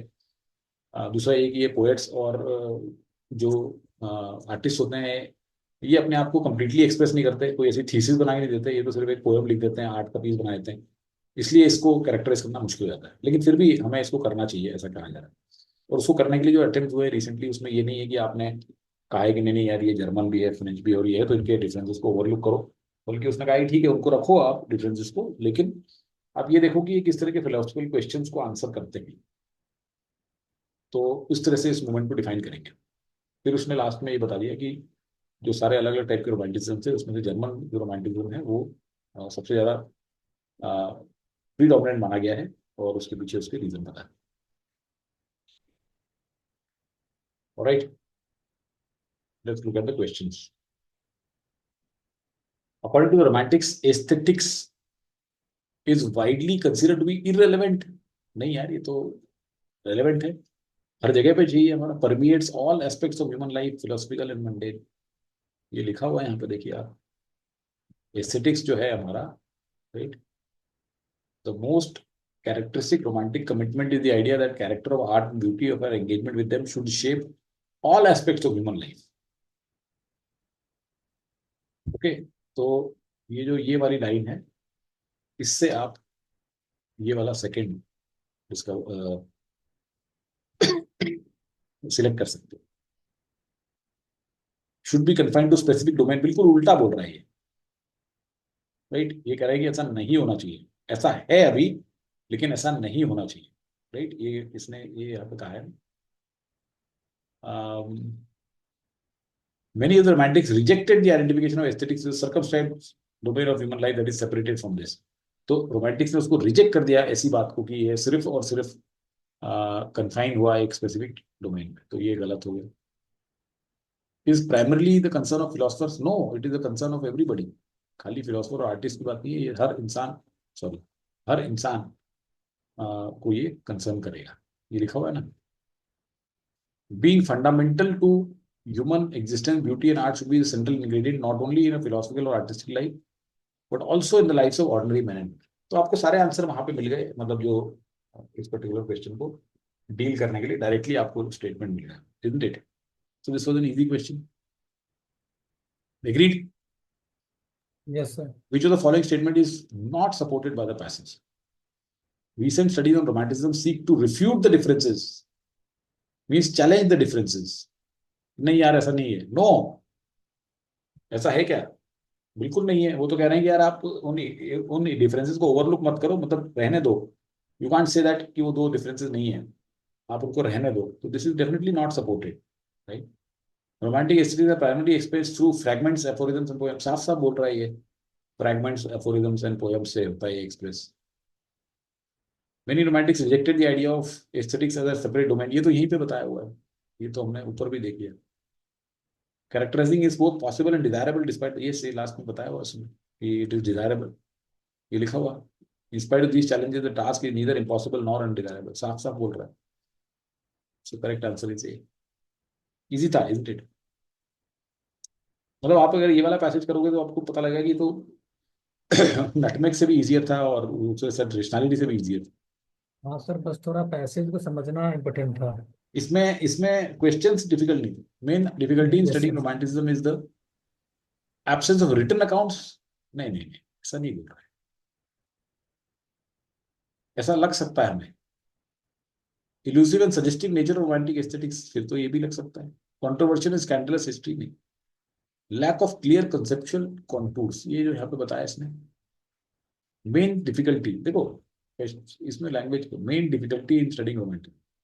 अगर आपको ऐसा क्वेश्चन मिला है तो फिर आपको ये जो बताया यहीं पे रखना है, अपने आप को और कहीं लेके नहीं जाना है। Lack of any single real entity और टाइप ऑफ एंटिटी, तो ये जो है अगर हम देखेंगे तो lack of clear conceptual contours of it.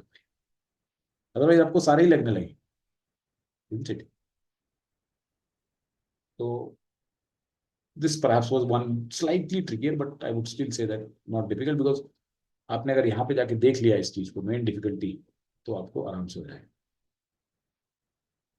According to the passage, recent studies on romanticism avoided a single definition, specific time or a specific place because they prefer to highlight the paradox, seek to discredit, understand that renders the gentler ones, prefer to focus on fundamental concerns. Yes, इन्होंने avoid किया कि एक specific place और specific time और इसकी बात करना, not in terms of single definition specific time, but in terms of particular philosophical questions and concerns. So this focus on fundamental concerns.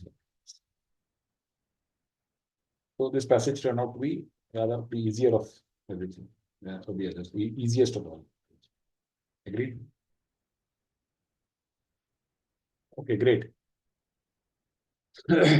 तो हमने अब तीनों स्लॉट्स के जो देखे, उससे हमें समझ में आया कि मोर और लेस पैसेजेस पर 3 पैसेज आपको करने चाहिए। मतलब मेरा ये रिकमेंडेशन है कि अगर आप 16 क्वेश्चन ट्राई कर रहे हैं करने की, तो 3 पैसेज और 4 बीए ऐसा करके चलो, और लास्ट में 1-2 बीए तो क्विकली जो नेगेटिव नहीं है जिनमें उनको मार के चलो। 3 आरसी शुड बी अटेम्प्टेड, मतलब अगर हमें 30+35 तक जाना है तो। अदरवाइज 20 से 25, 25-30 रहना है तो फिर 2 से काम चलेगा। देखो 3 आरसी करने का फायदा ये भी है ना कि आपको फिर एक ही छोड़नी पड़ेगी। Chances of selecting right ones or मोर।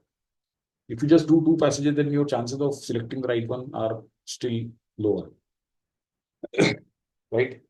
तो मैं आपको यही पॉइंट बार बार बताता हूँ कि 3 आरसी करना बेटर है rather than 2 RCs. Cut down on your वीए में भी, but again with a disclaimer that unpredictability है, कभी हो सकता है बहुत टफ दे दे वो 3-4 आरसी, तो फिर आप वीए को चेक कर लो। मतलब चेक करना बहुत जरूरी है, ये नहीं कि आंख बंद करके कि नहीं नहीं आप बोल रहे हो 3, तो हम तो वीए को देखा भी नहीं जब तक 3 आरसी नहीं कर ली। पता पड़ा 3 इतनी डिफिकल्ट थी, सारी आरसी इसकी 3 करते करते 40 मिनट निकल गए और वीए इजी निकल गया। तो ऐसा नहीं है, आपको इजी क्वेश्चंस पे नजर तो मारनी है। For theoretical purposes, arguments may be considered as freestanding entities abstracted from the context of use in actual human activities. ठीक है, यहाँ पे तो आर्ग्यूमेंट की भी डेफिनेशन ही चल रही है।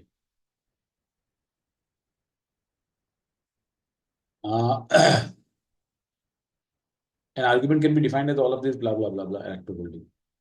For theoretical purpose, argument may be considered freestanding the relation of support. अभी तो relation of support between premises and conclusion की बात कर रहा है, ये हक नहीं आएगा ये। अब यहाँ पे ये सेंटेंस को देखो, but depending on one's explanatory goals, there is also much to be gained from considering arguments as they in fact occur in human communicative practices. उसके पहले ये कितना बढ़िया तरीका आ रहा है They may be considered as freestanding activities abstracted from their context in human, but depending on expertly, there is much to be gained from considering that they in fact occur in human communicative practices. So this makes 3 as a fantastic option. This was not difficult, I would say. It was moderate because rather easy because ये sentence आपको बहुत बढ़िया मिल गया इसको पहचानने के। कितने लोगों का सही हुआ ये? Okay, good. Now this was a pretty challenging. मतलब अगर हम अभी तक हमने 2023 के 5 पैरा कंप्लीशन देखे हैं और पांचों ही मुझे अच्छे लगे।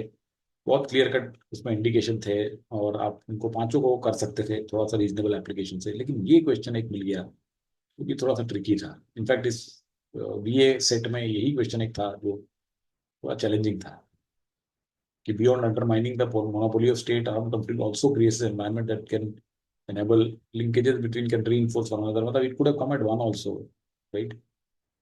2 पे आ नहीं सकता, ultimately 3 पे आया है ये। Financial gains from crime can lengthen or intensify conflict for non-state. Beyond undermining creates an environment. इसमें ये in this context जो लिखा हुआ है, तो यही एक क्लू है इसमें कि ये 3 पे आएगा। In this context, when hostilities cease and parties to a conflict move towards a peaceful resolution, the widespread availability of arms and ammunition can contribute to a situation of criminalized peace. Financial gains can from crime can lengthen or intensify by creating revenues from non-state. तो ये in this context नहीं है ये। ये beyond undermining, it creates an environment that enjoy that enable organized crime. तो ये अगर clue लेंगे तो यहाँ पे आएगा 3 में। Otherwise, it's a very tough question. I would recommend that you leave this. इसको हम छोड़ दे तो अच्छा है क्योंकि हमें समझ नहीं आ रहा कि ये 1 पे भी आ सकता था 3 पे भी। तो this was one quite tough question. Yes Jain. Sir इसको अगर हम जैसे आप कह रहे हो 1 पे भी आ सकता है 3 पे भी आ सकता है, लेकिन अगर हम इसको 1 पे डालते तब ये इन दिस कॉन्टेक्स्ट तो किसी चीज के लिए रेलिवेंट नहीं होता ना। हाँ, नहीं इन दिस कॉन्टेक्स्ट इसी के लिए है, मतलब इसके लिए रेलेवेंट नहीं होता है। करेक्ट। क्योंकि 2 में कुछ ऐसा कॉन्टेक्स्ट प्रेजेंट नहीं हुआ था। ये वाला क्वेश्चन मेरा उस एग्जाम स्टेट में मेरा ये वाला सही हो गया था। मैंने मतलब तुक्के में मैंने ये चीज पकड़ी थी। तो ठीक है, ठीक है, ठीक है, ठीक है। This is okay, that is okay. In this context is the only clue here. Correct. Okay, this was fine. यहाँ पे Boa senior who lived through this was the last native. Taking its name from this Bo is one of the 10 great Andamanese languages which are thought to be dated. 3 से start कर सकते हैं। Though the language has been closely studied by researchers of linguistic, Boa नहीं, अभी Boa senior कौन है? नहीं। The last speaker has died in Andaman Island, breaking a 65,000 year link. 4 पे आ सकते हैं। Boa senior who lived through this was the last native who was 1 पे आ सकते हैं, फिर 5 पे आ सकते हैं। Though the language, sorry, 4, 5 पे, yes. Boa senior spent the last few years unable to converse, right? Correct answer इसमें 2 है। Indigenous population has been steadily declining. इसका कोई सेंटेंस का कोई मतलब ही नहीं है यहाँ पे, राइट। अगले जितने भी सेंटेंसेस है इसमें ये जो लैंग्वेज है इसकी बात हो रही है और इसके स्पीकर की बात हो रही है। This sentence talks about something totally different.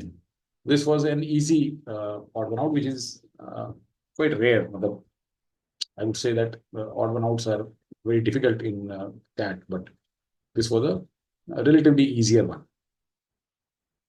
Okay sir 3145 होना चाहिए या फिर 341? लास्ट स्पीकर जो है, the last speaker has died, वो सीनियर हु लिव्ड। हो सकता था, देखो इसमें 1 भी हो सकता था पहले। गोवा सीनियर वो the last native, the last speaker has died.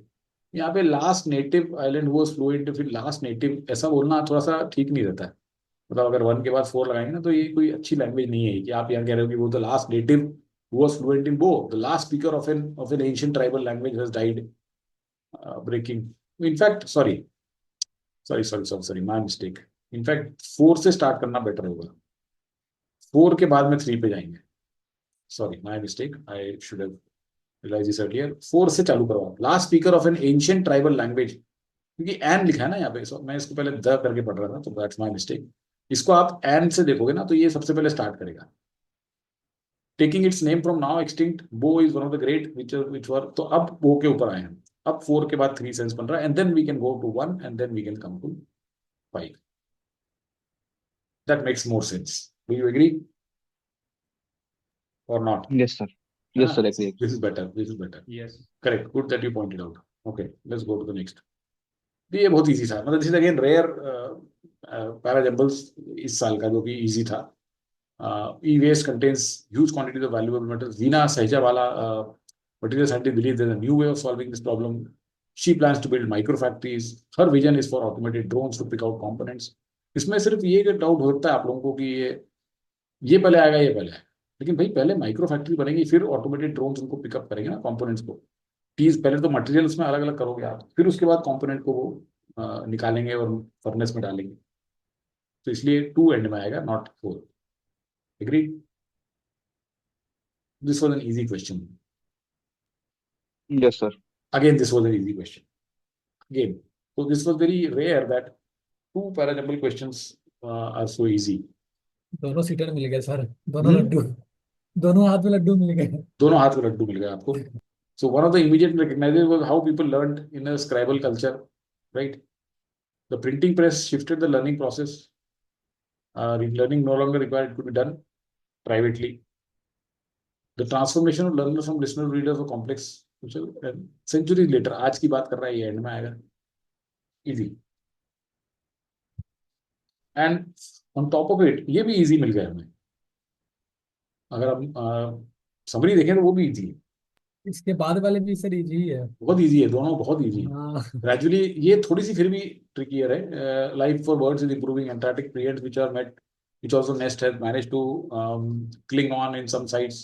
Numbers are increasing, fantastic and exciting. Birds return to breed. They also poo. This add nutrients which turn plants, tall plants. तो ये कह रहा है वंडरफुल फीडबैक लूप बन चुका है कि birds की लाइफ इंप्रूव हो रही है. बर्ड्स जो आ गए हैं उसके कारण प्लांट की लाइफ भी बढ़ गई है. Pretty paddock had been transformed. Tussock is over your head and all of these things.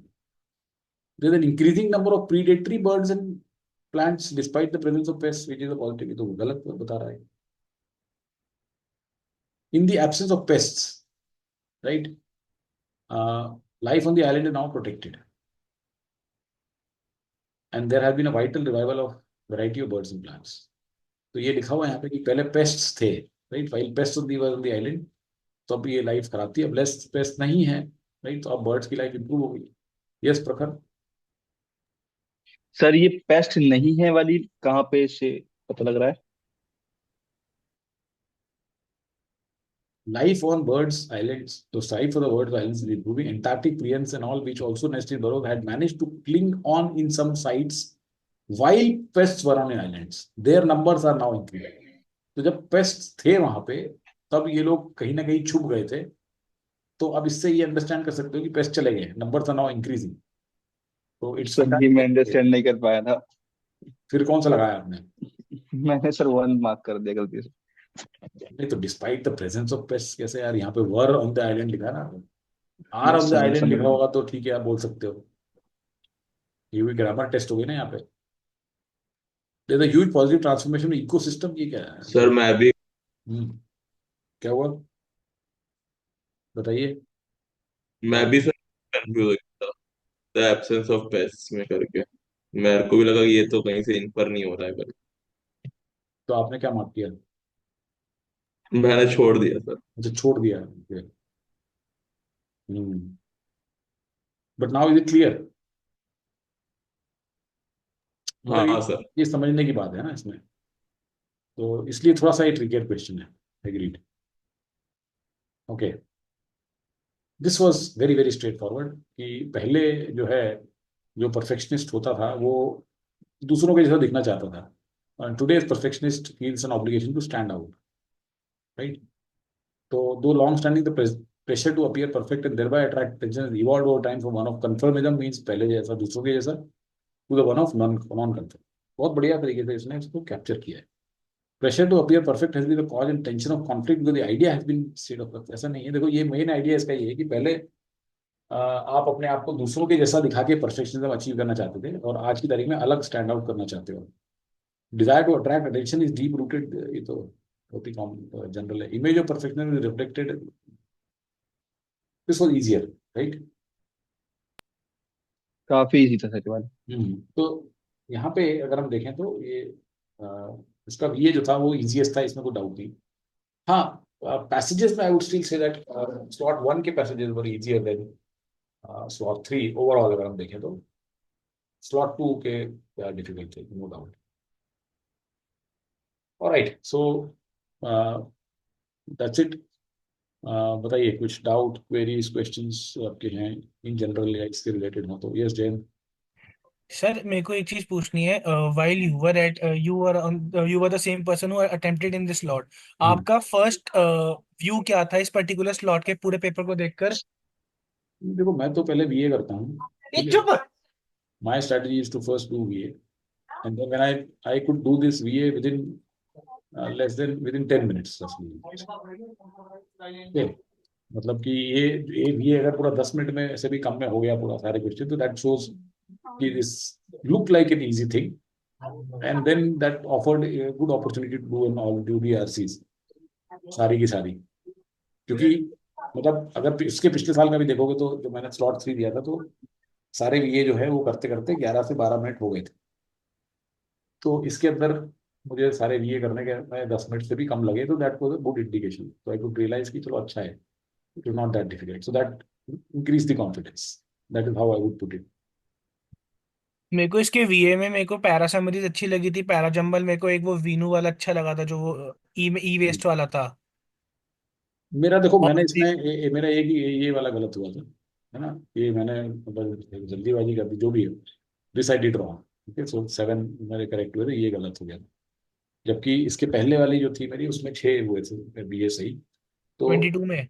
22 में तो उसमें थोड़े ज़्यादा ट्रिकियर होंगे obviously this one. So the point is कि ये इजियर था उस हिसाब से आप देखेंगे तो BA.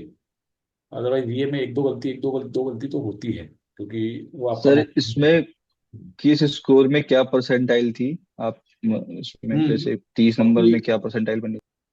30 नंबर में 95 परसेंटाइल से ऊपर था आपका. 30 नंबर में 95 परसेंटाइल करीब था. ओके, 95 से भी ऊपर ही था. 35 में 97 कुछ था.